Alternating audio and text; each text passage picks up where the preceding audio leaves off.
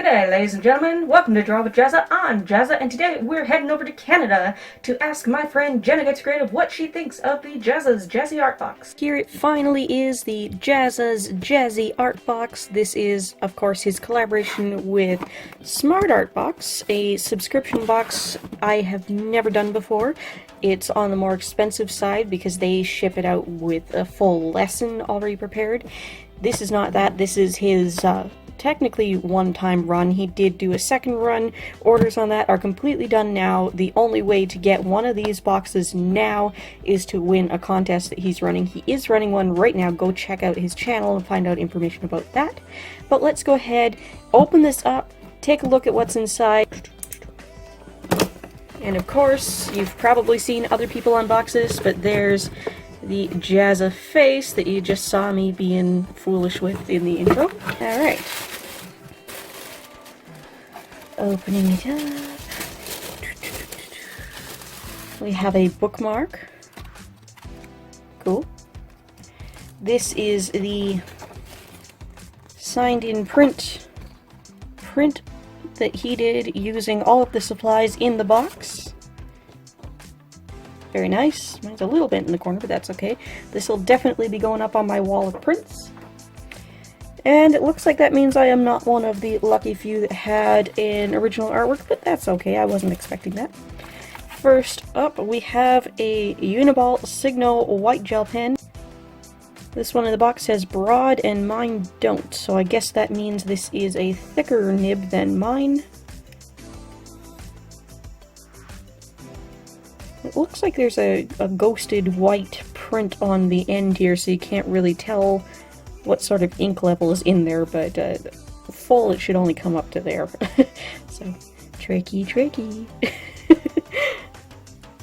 We have a mechanical pencil. This is a 0.5, which is nice.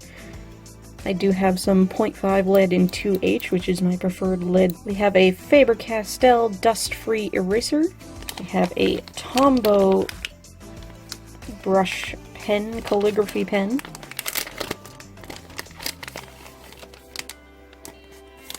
What is that? Ooh! It's a lettering tool. Lettering guide. That's cool. I do own one of these. It's downstairs right now, but I do already own one of these. And I do like them. I keep this in my travel bag all the time. We have a Prismacolor Kohl Erase pencil in blue. I do love Prismacolor Kohl Erase pencils. And I have the lighter non-photo blue, but now I have the darker blue. That is cool. That's nice. We have a Fineliner Graphix set from Marabu. I am really interested and excited to try these out because I do really like Marabu products. I'm surprised he doesn't have Unipin in there. But. So there's the brush nib. We got the 0.8, the big boy. We have a 0.4. Now, I don't actually own any other fineliner in a 0.4. I have a gel pen in a 0.4, but no other fineliner, so that's a nice addition. And a 0.2.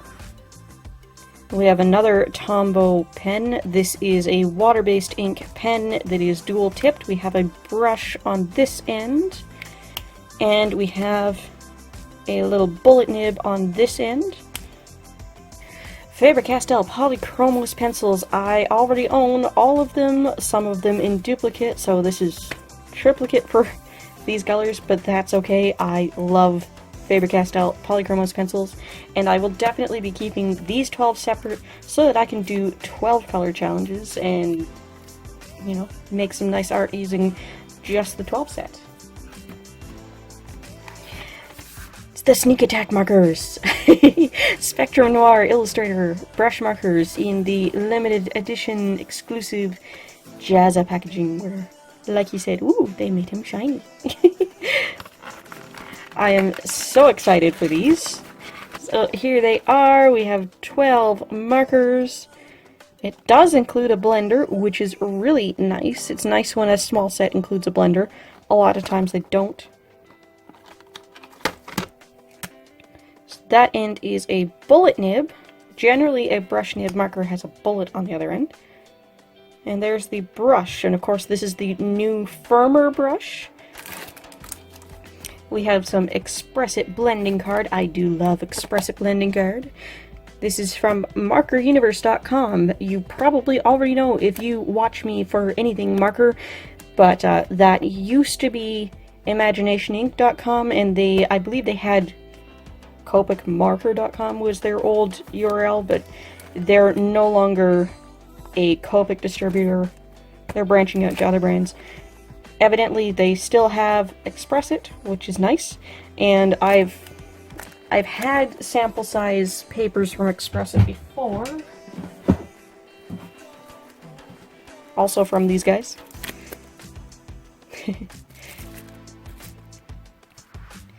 This is the fancy pencil case he had them custom make for this box. And like Bailey J noticed, it has a little snappy to hold the zipper closed. That is so cool. Very nice. Nice, simple, good, thick, tight elastics. Very nice. And last but not least, the Hahnemühle sketchbook. So this is 190 GSM, 90 pounds. There are 80 pages. So this, I believe at this weight, is a mixed media sketchbook, technically. Natural white sketch paper with fine grain for divined pen control and delicate hatchings. Interesting. So, I have tried Hahnemühle papers before because they come in Scrawler box quite a lot, but I've never had a sketchbook from them. And I've seen people have a lot of success with all sorts of media in this. It is a reasonably thick paper. It's fairly smooth, which is good for working in marker. I'll have to see what it's like working in pencil in this, because normally I don't like working on the same type of paper for both pencil and marker, and this definitely feels good for marker. Also be interesting to see how it handles watercolor. That's not in the box, so clearly that wasn't his intent, but I gotta try everything, right? Alright, so there is the Hahnemühle sketchbook. For the rest of this video, I decided to test the Spectrum Noir markers. I'll definitely be doing more videos with the supplies in this box, but this is YouTube. We don't want to make this video too long. So first, let me talk about the markers, and then I'll actually read off that product card from the box and talk about the other items and my plans and ideas for them. I started out by swatching each of the Spectrum Noir markers on cardstock compared to 2 or 3 other branded markers from my collection. I specifically made columns to compare Copic, Spectra AD, and other for everything else. Then I started with the grays and regretted my decision to dedicate a column to Spectra AD because I don't own a single gray in that brand. But if you've ever seen any of my other marker review videos, you'll know I think Spectra AD is truly the best Copic dupe out there, and I believe Blick Studios brush markers and refills are the same product with different branding, so that opinion definitely applies to them as well. But anyway, quick rundown of the color comparisons. The grays that we were given were all ice gray shades, which I can only assume is their cool grays.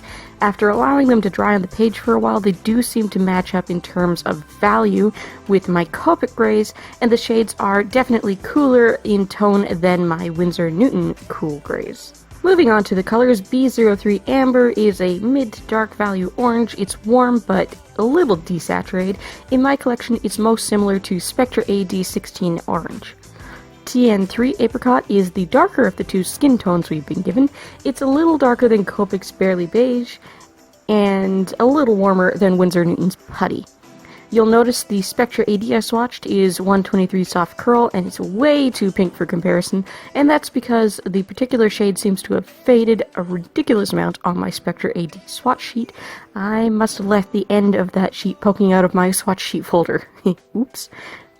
The other skin tone, TN1 Pale Tan, is definitely pinker than I would expect anything called tan to be, but it's a nice warm, light skin tone. It looks like it's about 2 values darker than Copics E00 Cotton Pearl, and maybe just 1 value lighter than E11 Barely Beige. The yellow, CT4 Dandelion, seems to be a nice warm yellow. It's definitely warmer than a true primary, but it's close to primary. It's almost a perfect dupe for Copics Y15 Cadmium Yellow. The green, LG5 Grass Green, appears to be a pretty good dupe for Ohuhu's Grass Green, and just a touch lighter than Copics G07 Nile Green. The blue, TB6 Ultramarine, is a little more desaturated than the ultramarine shades from Copic and Spectra AD. The purple LV3 Amethyst doesn't really duplicate any other color I personally own, but it's closest to Winsor Newton's Amethyst. Finally, the red, DR1 Red, is most similar in my collection to Copics R37 Carmine. It has definite pinkness to it, and if it were water-soluble, it would make some very lovely natural floral pinks, but given that it's the set's only red and it's called simply red, I wish it were more of a true red. Once I was done with those swatches, I laid down the darkest gray and tested the colorless blender. Yep, it's a blender.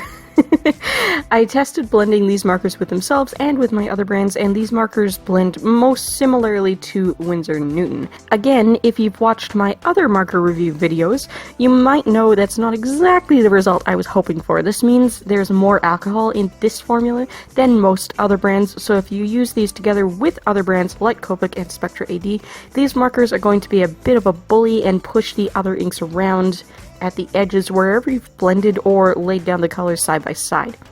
That means the overlap areas where you blend Spectrum Noir to another brand might not look very flat and smooth, and the edges where the blend stops or where the two inks meet might have a little bit of a dark edge on the other brand. As for the brush nibs, this is the first run of Spectrum Noir's new firmer nibs, and after comparing the nibs to my other brands, they seem most similar to Spectra AD and definitely firmer than Winsor Newton. Overall, I do really like these markers, and I'm glad to have them in my collection. The amber and amethyst shades in particular definitely add the most to my collection in terms of diversity. I do like the brush nibs as well, and the bullet nibs are pretty standard. Before trying these markers, I wasn't aware that there were any brands out there besides Prismacolor that did alcohol markers with a brush and bullet nib combination, rather than brush and chisel. The barrels are a little longer than Copics and other brands, but not excessively so. The hexagon shape is a little weird. I don't mind holding the hexagon shape much, but it's not a perfectly equal hexagon. Two of the sides are longer than the others, so the caps don't go on in every orientation, which makes recapping the markers trickier than rounded barrel shapes. Similar to the Spectra AD markers, the end that is most clearly marked by a ring on the end of the barrel is not the brush nib end, which could get confusing for people who are used to Copic and most other brands which highlight the brush end. I have heard that Spectrum Noir markers are refillable, so if these markers are cheaper and or more easily accessible to you than Copics or any other big brand competitor, they certainly aren't a bad choice. I won't personally be going out of my way to get more, but that's only because I already have a decent-sized marker collection, and I'm pretty happy with Spectra AD as my most accessible Copic alternative. By the way, if you're new here, please do subscribe and ring the bell for notifications. I upload every Tuesday and Thursday at minimum, and some weeks I also have bonus videos. I'm an art channel, so most of my videos are of the time-lapse art and chat variety, but I do also put out tutorials, crafts, and related product reviews as well. If you like art subscription boxes, this is definitely a good place to hang out. I do Scrawlrbox every month, as well as my own No Box Art Box Challenge, and some months I also try out other companies like Sketchbox and Art Snacks. If you like this video, don't forget to hit the like button and leave a comment down below. I love reading your comments, and I do reply to everyone. The piece I decided to do to get more of a feel for working with these markers is a lorikeet, and I'm doing it on the Express-It blending card that was included in the box. I made heavy use of the blender to lighten up feathers on the lorikeet, particularly among the blue feathers, and the texture came through really well. I already shared this piece on the Lockery Fine Art artist group on MeWe, and I've only received compliments, so I guess I'm not the only one who thinks it turned out well. let's pull out that card that I didn't read at the beginning of the unboxing now and read it and talk about my ideas and plans for using the box in the future. We'll skip over the bit about the markers since I've talked enough about those, but I promise you, you haven't seen the last of them on this channel. The next item is the 12-pack Polychromos Artist Colored Pencils. Premium colored pencils that mix like magic and have a gorgeous fine texture and rich colors. They show up great on all sorts of papers too. You know I love Polychromos pencils. I do own the full range, but I'll keep this 12 set separate so I can do 12 color challenges and make sure when I'm revisiting the Jazzy art box for future videos, I'm still only using the 12 Polychromos pencils that came in the box. I've played around with achieving skin tones, lighter blues, and different pinks, and I think I'm up for a challenge of doing portraits with this set. I know Jazzas already put out a video trying to do realism with this 12 set, and Lock Refine Art will eventually be putting out at least one video with the same 12 set as well, but I'm gonna do it too. Next is the Hahnemühle Nostalgie Sketchbook Portrait 8 by 6 inches, a premium hardcover sketchbook with beautiful, smooth, thick paper suited to all sorts of mediums, especially sketching. The paper in this book feels to me like smooth cardstock. It's heavy enough in weight that I theorized it'll probably stand up well as a mixed media surface. Clearly it was selected because it will work well for markers. I do intend to do a video using markers in this sketchbook, so don't worry. I've already used this sketchbook though, and you'll see it soon. I've been struggling through the Smogust challenge, which is a clever pun in text, but I'm not sure how they mean for us to pronounce it. Smogust to sound like August, or Smaugust to sound like Tolkien's dragon. And I filmed myself doing a graphite drawing of a Chinese water dragon in this sketchbook. I sealed it with a watercolor ink wash, so it does indeed handle light uses of wet media very well. And it allows for graphite to be built up better than I expected. I'm curious to see how much layering and blending it will allow with the colored pencils, given that it doesn't have a lot of tooth. Next, we have been given the Global Art Supplies Premium 24-piece Canvas Pencil Case Charcoal. And Jazza says, "This is my pencil case. I've used it for 6 years and I love it." It's a nice pencil case, for sure, and it's a handy place to keep all of the pens and such from this box together. When it calls itself a 24-piece case, it's definitely basing that on having 4 regular pencils per segment of elastic and nothing else. With the thicker pens in this box, it's a little tough to close it as is, and I absolutely have not put 24 items in here.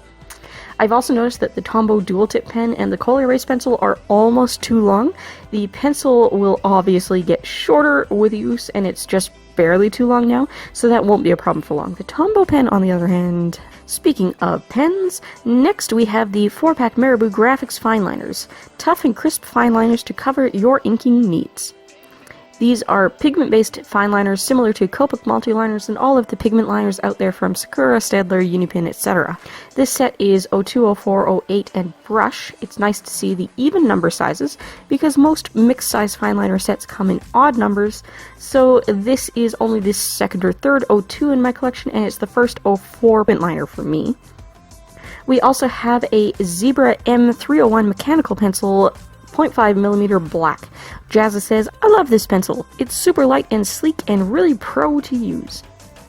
It is indeed a nice pencil.